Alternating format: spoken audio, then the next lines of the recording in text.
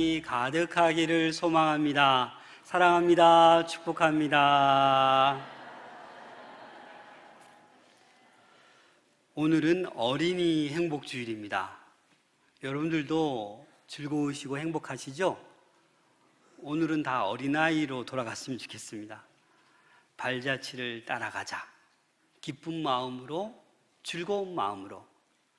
사실 우리가 예수 그리스도를 믿고 이 땅을 살아가면서 기쁘고 즐거운 게 정상입니다. 그렇지 않습니까? 그런데 왜 우리의 신앙생활은 기쁘고 즐겁지 않을까요? 예수님의 발자취를 따르지 않고 내가 가고픈 길로 가기 때문입니다.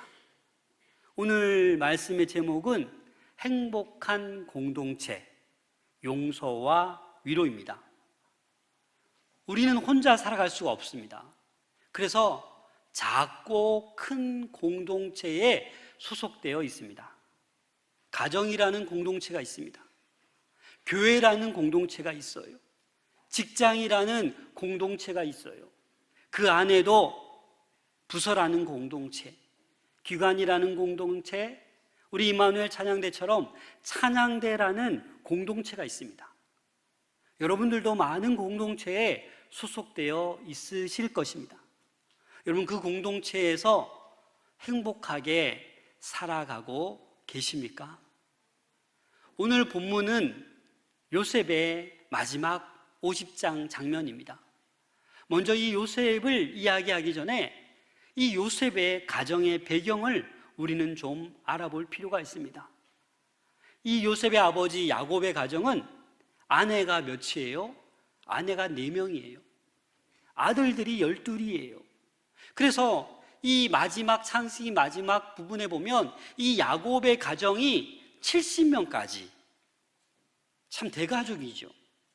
그런데 이 야곱의 가족을 가만히 보면 행복한 공동체가 아니에요. 위기와 어려움과 환난이 끊임없는 그런 가정이었어요. 먼저 야곱이 어떤 사람입니까? 라헬을 얻기 위해서 얼마나 많이 섬깁니까? 그래서 이 라헬을 편애했어요. 라헬만을 너무나도 사랑했어요. 그러다 보니 레아가 열등감이 생기고 시기심이 생기고 너무나도 경쟁관계가 되는 거예요. 그러자 라헬은 아기도 없으니까 라헬조차도 레아를 보면서 어떤 열등감에 휩싸여서 시기하고 질투하는 그런 야곱의 가문을 우리는 알고 있지 않습니까? 그리고 이 야곱을 가만히 보면 딸 디나가 있었습니다. 근데 가나안 사람 세겜이 범하였는데 형제들은 막 화가 나서 둘째, 셋째 시므온과 레위는 쳐들어가서 다 멸하여 버렸는데 이 야곱은 좀 싸늘하게 대합니다. 그렇게 막 분노하지 않아요. 이거 왜인 것 같습니까? 왜냐하면 디나는 레아의 딸이기 때문입니다. 그래서 이 형제들이 분노까지 합니다. 창세기 34장 31절에 보니까 그들이 이르되 그가 우리 누이를 창녀같이 대우함이 옳으니까, 아버지에게 지금 막 소리 지르는 거예요. 아버지는 왜 이렇게 그들에게 싸늘하게 이 사건을 적극적으로 그렇게 대하지 않습니까? 라고 불만을 표출하고 있는 것입니다. 그래서 야곱은 아내들과의도 갈등, 자녀들과의도 갈등, 이 갈등에 가장 큰 피해를 본 사람이 누굽니까? 바로 요셉입니다. 라헬이 죽자 이 야곱은 더 누구에게 집착합니까? 요셉에게 집착합니다. 그래서 요셉에게 어떤 옷을 입혀요? 채색 옷을 입혀요. 너무나도 눈에 뻔하지 않습니까? 다른 형제들도 다 있는데 라헬의 자녀 이 요셉만 특별히 사랑하는 거예요. 편애하는 거예요. 그래서 야곱을 가만히 보면 계속해서 편애하는 모습을 봅니다. 아내도 편애하고 자식들도 편애하고. 그래서 이 요셉은 어린 시절부터 아버지의 보호, 어떤 과도한 애정으로 말미암아 이 요셉을 가만히 보면 자기 중심적인 사람이 됩니다. 예를 들어서 형제들이 뭐 이렇게 잘못하면 곧장 달려가서 누구에게 고자질해요? 아버지에게 달려가서 아버지, 누가 이렇게 잘못했어요 하고 천진난만하게 다 일러 바치는 거예요. 그게 뭐예요? 자기 중심적인 태도예요. 또 꿈을 꿨어요. 사람이 꿈을 꿀 수 있잖아요. 근데 꿈을 가만히 보니까 나에게 다 저래. 그럼 뭐예요? 알면서도 굳이 막 자랑하면서 얘기하지 않는 게 보통이잖아요. 근데 이 요셉은 자기 중심적인 태도로 꿈을 자랑하듯이 형제들에게 다 이야기했습니다. 왜 그렇습니까? 아버지 야곱의 편애와 너무나도 보호를 받은 그 결점이 바로 이렇게 나타나고 있는 것입니다.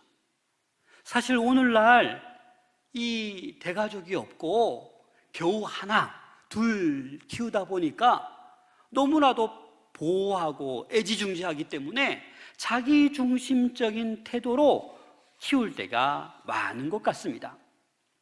이런 가정으로 자란 이 요셉, 결국은 어떻게 됩니까? 형제들로 말미암아 괴롭힘 당하고 억울함 당하고 팔려버리고 종이 되고 옥살이하고, 이 요셉의 인생은 감히 우리가 상상할 수 없을 정도로 너무나도 환난 가운데 있는, 아마 우리가 이런 요셉과 같은 삶을 맞이하면 요즘 젊은이들은 못 살 거예요. 삶을 다 포기할 거예요. 그런데 이 요셉이 어떻게 회복하고 이 야곱의 가문, 이 가정을, 깨어진 가정을 어떻게 야곱이 회복시켰습니까? 어떻게 이 요셉 한 사람을 통하여서 행복한 공동체, 행복한 가문을 만들었을까요? 오늘 그것을 우리 요셉을 통해서 발견해 볼 수 있기를 소망합니다. 우리 15절 말씀을 다 함께 읽겠습니다. 15절 시작. 요셉의 형제들이 그들의 아버지가 죽었음을 보고 말하되 요셉이 혹시 우리를 미워하여 우리가 그에게 행한 모든 악을 다 갚지 아니할까 하고, 이제 아버지 야곱의 장례를 다 치르고 다시금 애굽으로 돌아왔습니다. 그런데 이 요셉의 형들이 생각하는 게 뭐예요? 야, 우리 큰일 났다. 아버지가 살아 계셨을 때는 든든한 울타리가 되어서 우리를 보복하지 않았지만 이제 아버지가 죽었기 때문에 아마 요셉은 그 지난날의 그 핍박을, 환난을 다 기억하며 우리에게 보복할 것 같다. 그래서 뭐예요? 이들은 지금 두려운 거예요. 장례가 끝난 이후에 두려움이 생긴 거예요. 요셉이 우리를 미워하여, 미워하다라는 히브리어는 사탐이라는 단어인데 심한 미움, 증오를 얘기합니다. 요셉이 그 심한 미움, 증오를 감추고 있었는데 이제 아버지가 죽으셨으니, 돌아가셨으니 이제는 그 악을 갚지 않을까라고 형제들이 생각하고 있는 것입니다. 그리고 뭐라고 얘기합니까? 그에게 행한 모든 악을 다 갚지 아니할까? 이 악이 단수가 아니에요. 복수예요. 모든 악. 많이 괴롭혔잖아요. 요셉 동생을 미워하고 괴롭히고 따돌리고 팔아버리고 죽이려고 하고, 이 모든 악들을 기억해서 요셉이 이제는 보복하지 않을까? 지금 형제들이 두려움 가운데 놓여 있다라는 겁니다. 사실 여러분, 요셉이 지금 뭐예요? 총리예요, 총리. 마음만 먹으면 이 형제들을 괴롭히고 혼내줄 수도 있고 다 죽일 수도 있어요. 하지만 요셉은 그렇지 않습니다. 벌써 17년 전에 이 형들을 다 용서했어요. 그럼에도 불구하고 이 형들은 17년 동안 같이 지내면서도 정말 이 요셉을 친정한 동생으로 사랑하며 아끼지 않았던 것 같습니다. 무슨 거리를 두고 아마 그렇게 지내지 않았나 싶습니다. 이 야곱의 죽음은 이 가정의 큰 위기로, 집안의 위기로 지금 나타나고 있습니다. 아마 아버지의 부재로 형제들 간에 갈등이 생길 수도 있죠. 소위 왕자들의 난처럼 어떤 유산의 문제로 갈등을 겪을 수도 있죠. 그런데 이 요셉은 형들이 생각한 것처럼 보복하지 않습니다. 16절 말씀 함께 읽겠습니다. 시작. 요셉에게 말을 전하여 이르되 당신의 아버지가 돌아가시기 전에 명령하여 이르시기를. 여러분, 이 말이 거짓말일까요? 정말일까요? 아마도 거짓말 같아요. 이런 유언을 남기려면 야곱이 살아생전에 요셉에게 이야기했겠죠. 그러나 이 형들이 아버지가 돌아가신 후에 큰일 났다, 보복할지도 모른다, 그러니까 가짜 유언을 어떤 사람을 보내어서 한 아버지께서 이런 명령을 하였다라고 전해라고 하고 있는 것입니다. 직접 가지도 않습니다. 사람을 통해서 전달하라라고 말하고 있습니다. 이 큰 위기의 순간에 이 요셉은 평화를 누리고 깨어진 가정을 회복시키고 있는데, 그 첫 번째 비결이 뭐냐면 바로 용서입니다. 용서. 우리 17절 말씀 같이 읽겠습니다. 너희는 이같이 요셉에게 이르라. 내 형들이 내게 악을 행하였을지라도 이제 바라건대 그들의 허물과 죄를 용서하라 하셨나니 당신 아버지의 하나님의 종들인 우리 죄를 이제 용서하소서 하매 요셉이 그들에게 하는 말을 들을 때에 울었더라. 이 요셉은 여러분 용서하는 사람이었습니다. 여러분, 용서 잘하십니까? 용서가 쉬운 겁니까? 아니요, 쉽지 않습니다. 특별히 배반한 사람, 배신한 사람을 용서하기는 너무나도 어렵습니다. 요셉은 남도 아니고 가족인 형들이 자기를 다 배반했어요. 이걸 어떻게 용서할 수 있겠습니까? 그러나 요셉은 그 배반한 형들, 괴롭히고 팔아버린, 죽이려고 한 그 형들을 용서했다라는 겁니다. 사랑하는 여러분, 이 용서야말로 사랑의 완성입니다. 용서하면 용서하는 사람의 마음에 드디어 평안이 찾아옵니다. 행복한 공동체 생활을 할 수 있습니다. 이 용서함이 없기 때문에 우리가 속한 모든 공동체마다 힘든 거예요. 어려운 거예요. 용서하는 태도야말로 온전한 신앙인의 이상적인 모습이라고 우리는 볼 수 있습니다. 사랑하는 여러분, 용서하시길 바랍니다. 행복한 가정, 행복한 교회, 행복한 공동체, 행복한 직장 생활을 하기를 원하신다라면 여러분들은 용서할 수 있어야만 합니다. 마태복음 6장 14절 15절입니다. 너희가 사람의 잘못을 용서하면 너희 하늘 아버지께서도 너희 잘못을 용서하시려니와 너희가 사람의 잘못을 용서하지 아니하면 너희 아버지께서도 너희 잘못을 용서하지 아니하시리라. 며칠 전에 제자훈련을 하는데 간증을 이렇게 돌아가면서 제가 부탁을 드렸는데 한 분이 이렇게 간증하더라고요. 목사님, 제가 예수 믿은 지가 얼마 안 되는데 예수 믿고 나니까 나의 죄가 다 보이더라고요. 동생을 그렇게 미워하고 원망했는데, 연을 끊으려고 했는데 예수 믿고 나니까 그게 다 깨달아지고 눈물만. 그래서 그 동생을 사랑하고 지금 너무나도 사랑하고 그 동생을 위해서 기도한다는 그 고백에 너무나도 큰 은혜가 되었습니다. 여러분, 하나님을 믿었다라고 하면, 예수 그리스도를 영접하였다고 하면 용서는 당연히 따라와야 하는 것입니다. 그게 바로 올바른 신앙인의 모습입니다. 그래서 요셉은 어떻게 이러한 용서가 가능했을까? 그것은 하나님의 뜻을 먼저 깨달았기 때문입니다.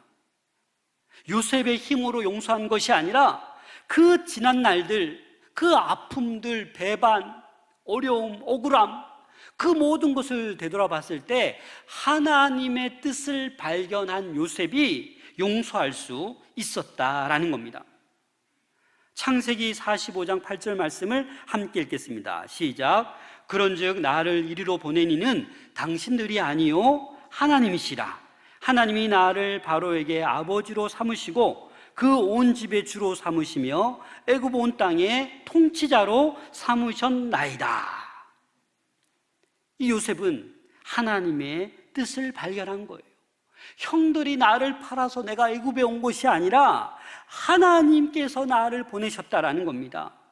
노예로 팔려와서 총리가 되기까지 우연히 일어난 것이 아니라, 형들이 팔아서 된 것이 아니라 하나님의 섭리와 계획 안에서 다 이루어진 거라는 것을 요셉은 깨달은 거예요. 이 하나님의 비전, 하나님의 계획하심을 요셉은 깨달았습니다. 이 깨달음이 있기 때문에 어떻게 해요? 형들의 배반을 다 용서할 수 있었다라는 겁니다. 사도 바울도 성도들에게 하나님의 뜻을 분별하라고 이렇게 권면합니다. 로마서 12장 2절입니다. 너희는 이 세대를 본받지 말고 오직 마음을 새롭게 함으로 변화를 받아 하나님의 선하시고 기뻐하시고 온전하신 뜻이 무엇인지 분별하도록 하라. 하나님께서 기뻐하시는 삶이 무엇이겠습니까? 신앙생활 하면 할수록 공동체에서 원수를 많이 만들고 적을 많이 만드는 거겠습니까? 아니요.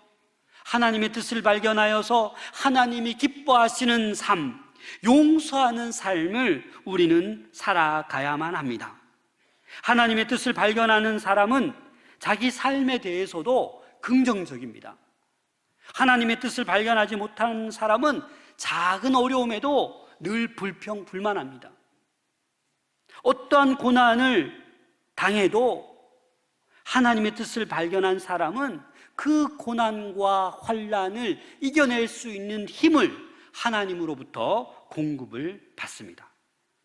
그래서 요셉은 그 어려운 시절을 보내며 하나님의 뜻을 깨달았기 때문에 그 모든 상처가 치유되고 회복된 거예요. 그래서 형들을 다 용서할 수 있었습니다. 18절 말씀 함께 읽겠습니다. 시작. 그의 형들이 또 친히 와서 요셉의 앞에 엎드려 이르되 우리는 당신의 종들이니이다. 요셉이 울었다라는 소식을 듣고 이제는 형들이 친히 요셉 앞에 나와서, 두려움이 좀 사라졌나 봅니다. 친히 요셉 앞에 와서 엎드려서 우리는 당신의 종입니다 라고 얘기하고 있는 거예요. 여러분, 이 모습이 뭡니까? 이전에 벌써 요셉은 형들하고 가족관계를 회복했잖아요. 그런데 형들은 여전히 두려움 때문에 요셉 앞에 와서 엎드려서 절하는 거예요. 우리들은 당신의 종입니다.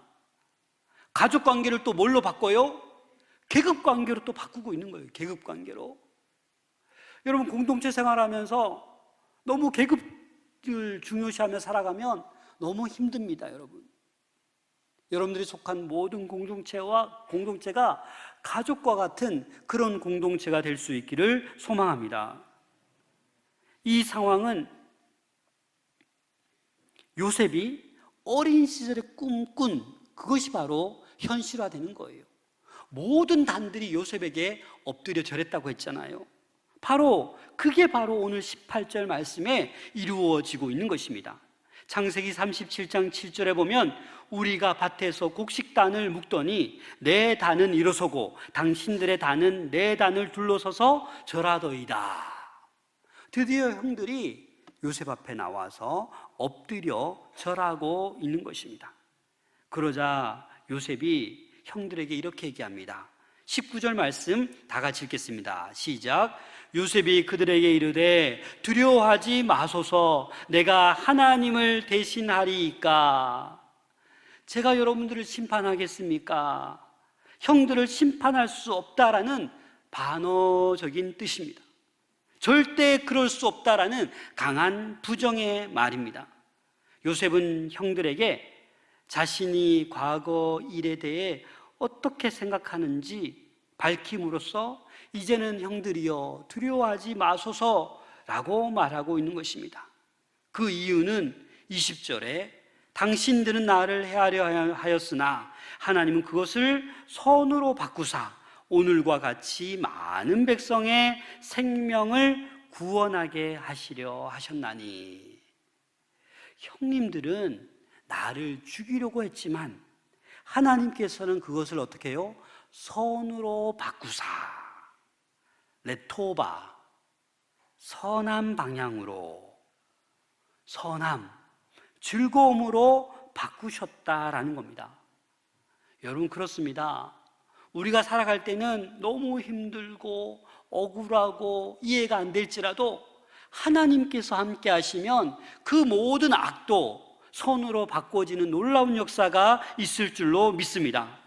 그래서 하나님께서 합력하여 선을 반드시 이루실 것을 말씀하고 있습니다. 로마서 8장 28절에 보면 우리가 알거니와 하나님을 사랑하는 자 곧 그의 뜻대로 부르심을 입은 자들에게는 모든 것이 합력하여 선을 이루느니라. 아멘. 여러분, 하나님을 사랑하지 않습니까? 하나님 뜻대로 여러분들이 부르심 받은 자들 아닙니까?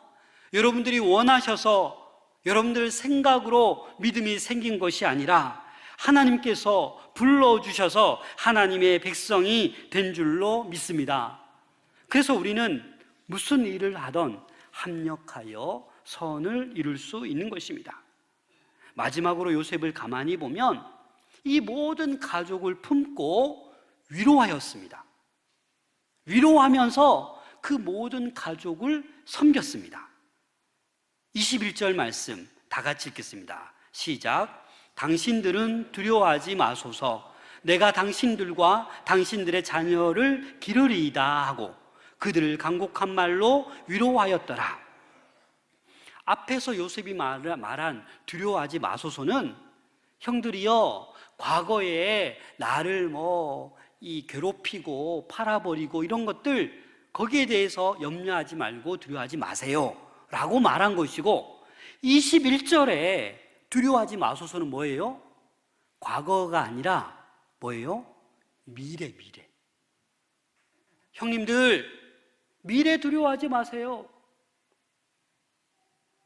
당신들뿐만 아니라 당신들의 자녀들까지 내가 기르리이다. 뭔 말입니까?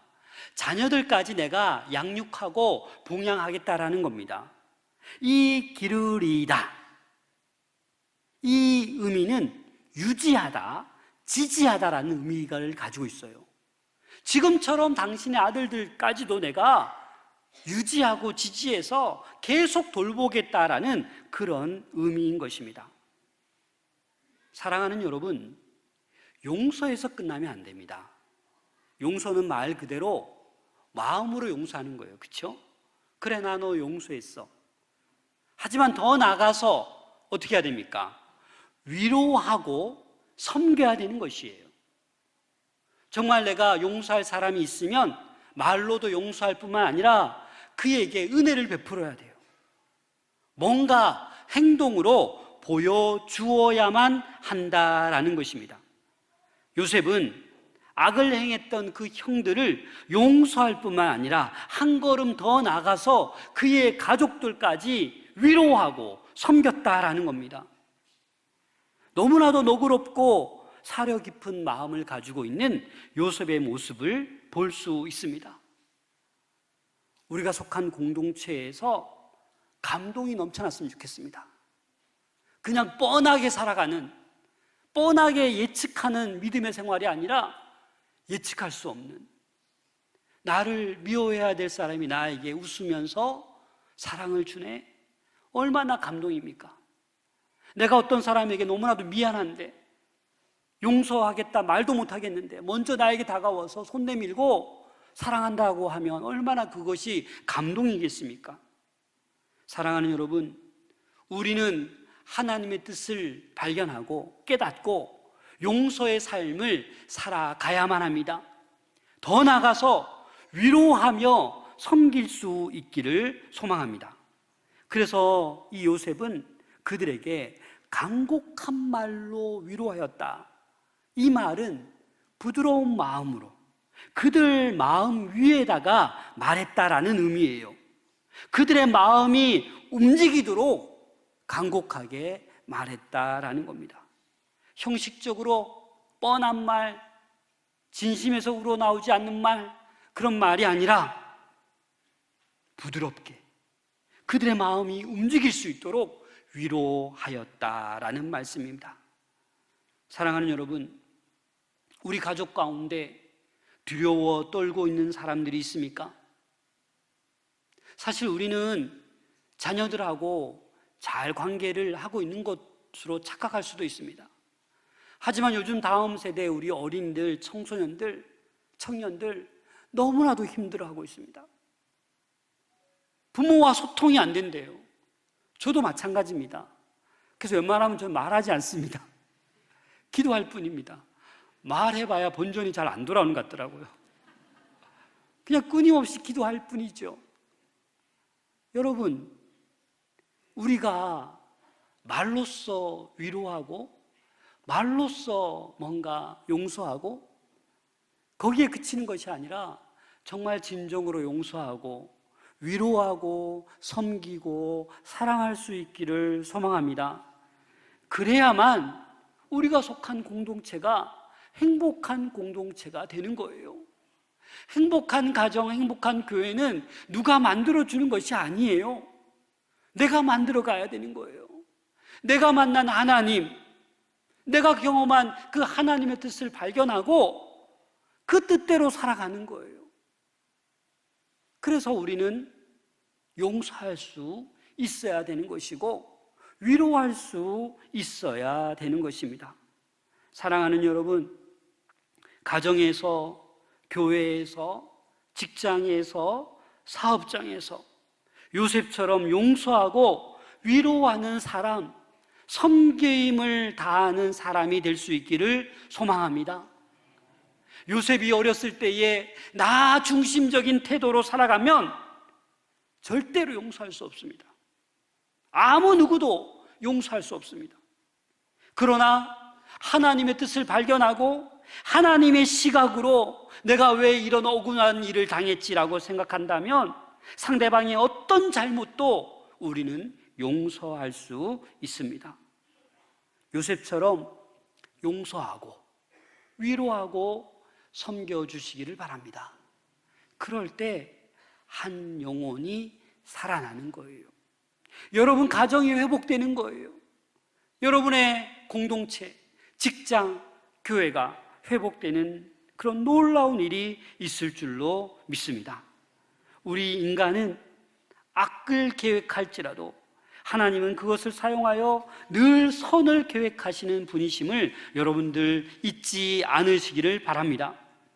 요셉은 형들의 미움과 시기도 하나님의 뜻 안에서 하나님의 섭리임을 깨닫고 형들을 용서하고 그들과 화해하고 위로하고 자녀들까지 내가 돌보겠다라고 약속하고 있습니다.